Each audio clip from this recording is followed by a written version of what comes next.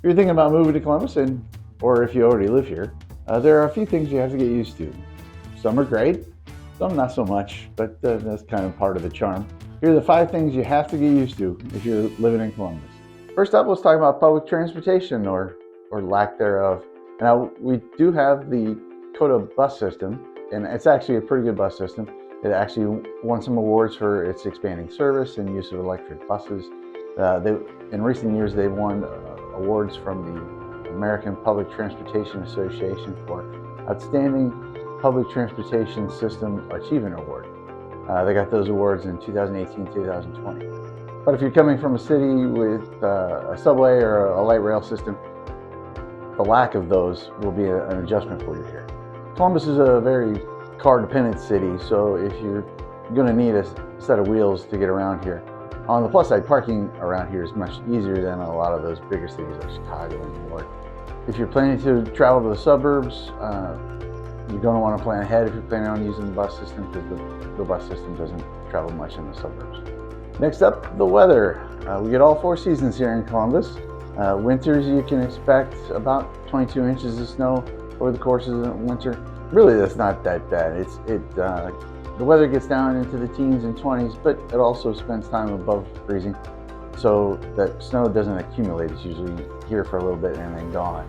If you don't like scraping your windshield in the morning, I suggest getting a house with a garage or investing in one of those remote car starters. Those are coming quite handy around here. When springtime rolls around, we're going to see about 40 inches of rain over the springtime. That's quite a bit. On the plus side, it does keep things quite green, but keep that umbrella handy. And we're known for having pop-up thunder showers in the afternoon there. And if you have a bit of allergies, the pollen count can be a little rough in the spring. Summer's in Columbus, so we can set this on repeat all summer long. Hazy, hot, and humid. Chance of afternoon thunder shower. Highs in the upper 80s. That's the standard summer forecast throughout the day. You get very used to it. It only really becomes a problem when the humidity gets pretty high. And then we roll into fall. And fall is prime Ohio weather. It's fantastic. Highs in the 60s, maybe low 70s. Maybe put on a quarter zip, a sweatshirt. You can do anything you want. It's a very nice time to hunker down for a football game or get in a late round of golf. It's very, very fun. Talk about everyone's favorite taxes. All right, Columbus City has an income tax of 2.5%, which isn't terrible, but it does add up. For property taxes, we're higher than some Midwestern cities and lower than others. Like Indianapolis is lower, but Chicago is much, much higher. It's kind of a middle of the road situation. For comparison, Columbus's property tax is 1.57%, whereas nearby Cincinnati, just a couple hours down the road, is 1.48%. And then Chicago's a whopping 2.27%. So we're kind of in the sweet spot right in the middle there. On the plus side, it is all those tax dollars are going to fund a very growing city, but more of that in just a moment. If you're moving here from somewhere with, mountains and oceans and dramatic landscapes, Columbus might feel a little flat because it is. There's no mountains, no beaches. It's just a lot of land out there. There is kind of a reprieve from that. It's about 45 minutes southeast of town, called Hocking Hills. Hocking Hills are part of the foothills of the Appalachian Mountains, about 45 minutes southeast of Columbus. It's full of hiking and horseback riding and all kinds of zip lining out there too. It's all kinds of spots for nature lovers.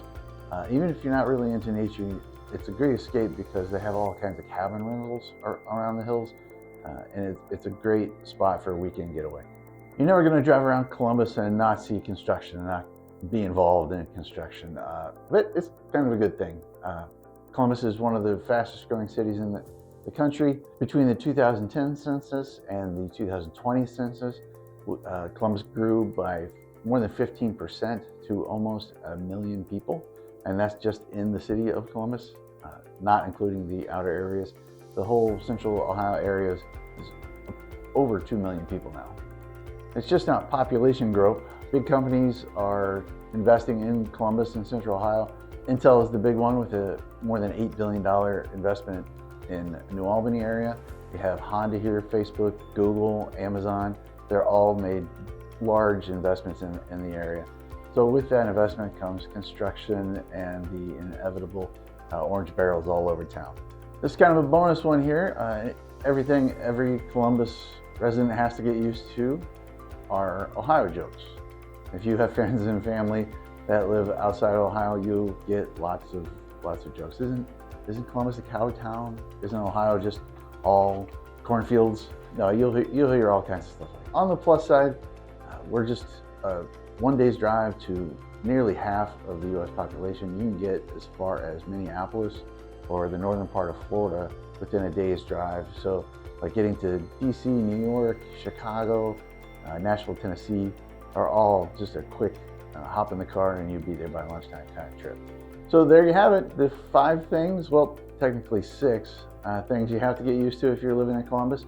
I'm Craig Balster with the Balster Realty Group and Keller Williams Greater Columbus. If you're thinking about moving to Columbus or Central Ohio in general, please give us a call. We'd be happy to sit down and chat.